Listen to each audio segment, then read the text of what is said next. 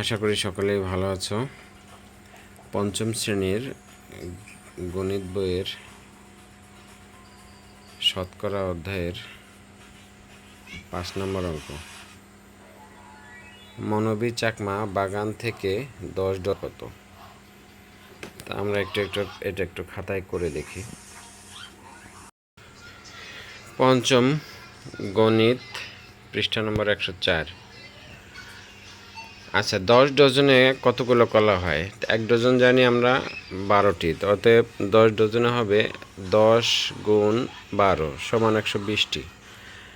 এখন আসি, মানে শতকরা 25টি কলা যদি নষ্ট হয় তাহলে 100টির মধ্যে, মানে শতকরা মানে তো 100টির মধ্যে 100টি কলার মধ্যে নষ্ট হচ্ছে 25টি।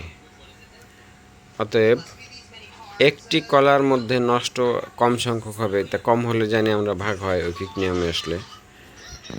তারপরে আসি, অতএব 120, একটি কলার মধ্যে যদি নষ্ট হয় 25-এর নিচে 100 এতটি যদি হয়, তো 120টি কলার মধ্যে সেই সংখ্যাটা বেশি হবে, তাই বেশি হলে গুণ হবে, উপরে যে গুণ হবে আর কি।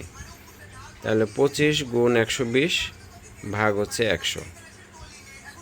তাহলে 100 দিয়ে 100-র মধ্যে 25 দিয়ে যদি কাটাকাটি 20 দিয়ে কাটাকাটি করি, তাহলে 5 কুড়িতে হয় 100, আর ওদিকে 6 কুড়িতে হয় 120।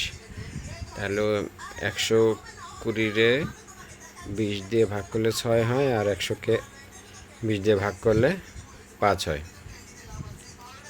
এই 5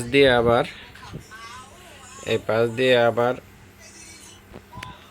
এই 25-কে কাটাকাটি করি। এই 25-কে কাটাকাটি করলে হয় হচ্ছে 5। তাহলে এখন নিচে থাকলো 1, আর উপরে হচ্ছে নিচে 1 থাকলে ওই সংখ্যা ধরতে হবে না। তাহলে 5 গুণ 6, 5 6 30, অতএব 30টি কলা। তাহলে 120টি কলার মধ্যে নষ্ট কলা পাওয়া গেল 30টি। এখন ভালো কলার সংখ্যা কত? তাহলে ভালো কলার সংখ্যায় বাদ